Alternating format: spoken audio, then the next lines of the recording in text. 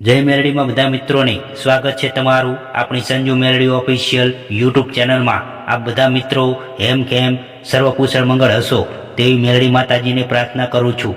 મિત્રો, માતાજી કેવા ભક્તોને સપને આવી અને દર્શન આપે છે, ચાહે ભગવાન હોય, ચાહે કુળદેવીમાં હોય, મેલડીમાં હોય, તમે જે દેવી દેવતાને માનતા હોય અને ભક્તિ કરતા હોય, રામનું નામ લેતા હોય, રાધે રાધે કહેતા હોય, રાધે ગોવિંદ, હરે કૃષ્ણ, હરે રામા, ઓમ નમઃ શિવાય જેવી જેની ભક્તિ જે લોકો જેવા જેવા અનુભવ થતા હોય એ એમના શ્રદ્ધા અનુસાર, એમની ભક્તિ અનુસાર, એમના ભાવ અનુસાર, એમના ભોળપણ અનુસાર જેવી જેની માયા લાગી હોય, કોઈને દેવ ઉપર માયા લાગી હોય, કોઈને માતાજીની માયા લાગી હોય, કોઈને ભોળાનાથની, કોઈને હનુમાન દાદાની, કોઈને રાધેશ્યામ, સીતારામ, મેરડી માની, અંબે માની, કાળકા માની, ચામુંડ માની, ખોડિયાલ માની, વિહત માની જેવી જેની લગ્ની હોય, જેવી જેનો ભાવ હોય, જેવી જેની માતા હોય એવો એના ઉપર પ્રભાવ અને એની રહેણી કહેણી અને એની વિચારધારા, એના મનના સંકેતો, તરંગો, આ બધું એ વ્યક્તિના ચલચરિત્ર ઉપર,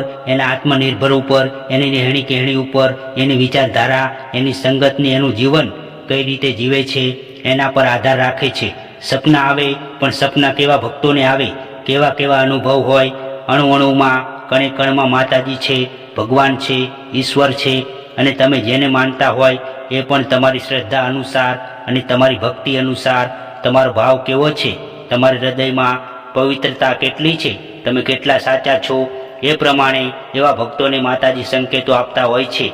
તમારા રૂંવાટા ઊભા થઈ જાય, તમે જે ધારો ને એવું ફળ પ્રાપ્ત કરો, પણ તમારામાં સહનશક્તિ, ધીરજ, સંતોષ અને એકાગ્રતા રાખવું પડે। પરિશ્રમ કર્યા વગર કશું મળતું નથી।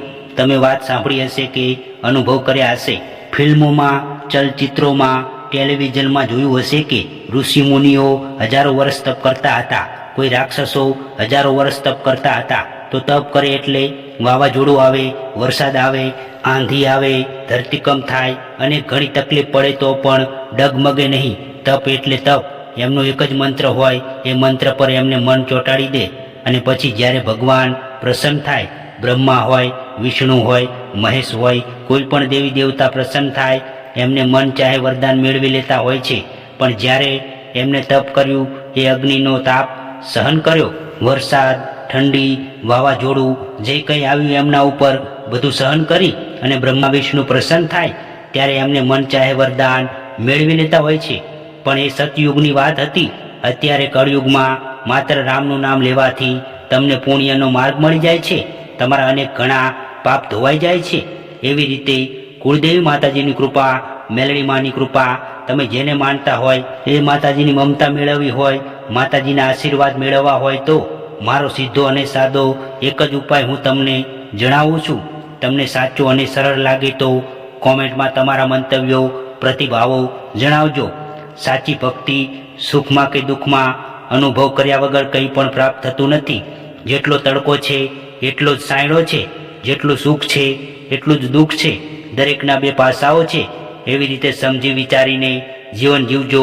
કુળદેવી માતાજી છે, ભગવાન છે, માતાજી છે, ઈશ્વર છે, પ્રભુ છે, રામ છે, સીતારામ છે, બધા જ છે। પણ જેવો જેનો ભાવ, જેવી જેની ભક્તિ, જેવી જેની વિચારધારા, જેવો જેનો ભાવ, એ પ્રમાણે ભગવાન મળતા હોય છે। હવે મિત્રો વાત કરીએ કે સપના કેવા ભક્તોને આવે, કેવા દર્શને આવે, જેવો જેનો ભાવ હોય એવા એમને દર્શન માતાજી ભગવાન આપતા હોય છે, પણ એમનો વિચારધારા ઉપર આધાર રાખે છે। મિત્રો, ભોળાના ભગવાન છે એવી કહેવત છે, આપણે સાંભળીએ છીએ। માતાજી છે, તમારો ભાવ સાચો હોય, તમારી ભક્તિ સાચી હોય તો ભક્તિના આધારે, ભક્તિના આધીન, ભક્તોને આધીન ભગવાન છે, માતાજી છે। જેવા જેવા ભક્તો એવા એવા માતાજીને લગ્ની લાગી હોય, એમની માયા લાગી હોય, એમની નીતિ ધર્મ સાચો હોય, પેઢીઓનું પુણ્ય હોય, એ પ્રમાણે માતાજી એમને મળતા હોય છે। રાત્રે 12 વાગે તમને સપનું આવે માતાજી ભગવાનનું અને તમે ઊંઘમાંથી જાગી જાઓ અને માતાજી તમને સારા સારા સંકેતો આપે, અને એ સંકેત જો સાચા પડવા લાગે તો તમે ક્યારેય કોઈને કહેશો નહીં, અને સંકેત સારા લાગે, જનહિતના કલ્યાણ માટે લાગે, જન કલ્યાણ માટે લાગે તો તમારે ધર્મ અને પુણ્યના માર્ગે છો, સાચા માર્ગે છો એવું માની અને અતૂટ વિશ્વાસ રાખજો। કુળદેવી ઉપર, તમારા માતાજી ઉપર, તમે જેને માનતા હોય એના ઉપર, અને તમારા ધારેલા કાર્ય સિદ્ધ કરે. તમારા ઉપર કોઈ શક્તિનો પ્રભાવ હોય તો એને સાચવજો, એમની સેવા પૂજા કરજો. કુળદેવી માના નામથી તમે કોઈને ખવડાવજો, એમના નામનું પુણ્ય કરજો, તમારી પેઢી તરી જશે. સપનામાં સાચા ભક્તોને માતાજી સપને આવીને દર્શન આપતા હોય છે, વાતો કરતા હોય છે, અને એમને હેમખેમના રસ્તે લઈ જતા હોય છે, સારા માર્ગે માતાજી લઈ જતા હોય છે. માત્ર તમારે એટલું જ કરવાનું છે કે સંગત સારી કરવાની છે, સોબત સારી કરવાની છે. ગુરુ હોય, કુળદેવીમાં હોય, તમારા જે વડીલો હોય એના ચેલા ઉપર ચાલવાનું છે. સાચા માર્ગે રહીને જગતનું ભલું થાય એવા કાર્ય કરવાના છે. બની શકે તો કોઈ શક્તિનો પ્રભાવ તમારા ઉપર હોય તો એને જાળવવાની છે. તો તમારે આટલું કરવાનું છે કે તમારે એક વાટકીમાં, એક થાળીમાં લોટ લેવાનો છે, મુઠ્ઠી બે મુઠ્ઠી એમાં થોડું ઘી અને ગોળ મસળી લેવાનો છે, અને ઘી ગોળ ભેળવી અને ઘઉંનો લોટ ભેળવી, અને કીડિયારું હોય અથવા તમારા ઘરની ચારે બાજુ કીડિયારું હોય કે કઈ રસ્તો હોય, કોઈ જગ્યાએ કીડિયારું હોય એને પૂરવાનું છે. તો એ જગ્યાએ જે પ્રભાવ હોય એ તમને બચાવે છે, તમારી રક્ષા કરે છે. તમને જો કદાચ એવું લાગે કે આ જગ્યાનો પ્રભાવ મને રાત્રે ઊંઘ નથી આવવા દેતો, મને ગભરામણ થાય છે, અકળામણ થાય છે, મારા ઉપર કંઈક એવી કઈ શક્તિનો પ્રભાવ છે કે તમને ચેન નથી પડવા દેતું, તો આ ઉપાય તમે જરૂર કરજો, 100% મટી જશે. અથવા તો તમને એવું લાગે કે આ જગ્યા ઉપરથી મને કંઈક અનુભવ થાય છે, કંઈક પ્રાપ્ત થાય છે, તો તમે પક્ષીઓને તમારી યથાશક્તિ પ્રમાણે મુઠ્ઠી બે મુઠ્ઠી ચણ નાખજો, અને બની શકે તો ધર્મથી ઢુકડા અને પાપથી વેગળા રહેજો. કોઈ પણ ગરીબ ભિક્ષુક આવે તો એને ખવડાવજો, કોઈને મદદ કરજો.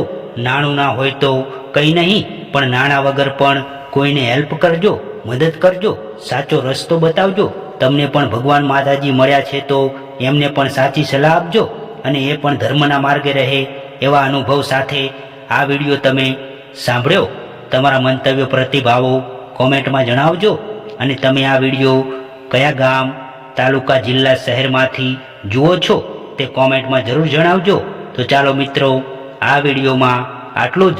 જો વિડીયો તમને ગમ્યો હોય તો વિડીયોને હાઈપ અને લાઈક, શેર જરૂરથી કરજો, અને કોમેન્ટ બોક્સમાં સાચી શ્રદ્ધાથી તમારા કુળદેવી માતાજીનું નામ લખી દેજો. અને મિત્રો, તમે આ ચેનલમાં નવા આવ્યા હોય તો સંજુ મેલડી ઓફિશિયલ યુટ્યુબ ચેનલને સબસ્ક્રાઈબ કરવાનું ભૂલતા નહીં. તો ચાલો ફરી મળીશું હવે એક નવા વિડીયો સાથે. ત્યાં સુધી જય મેલડીમાં, જય કુળદેવી માતાજી, હર હર મહાદેવ.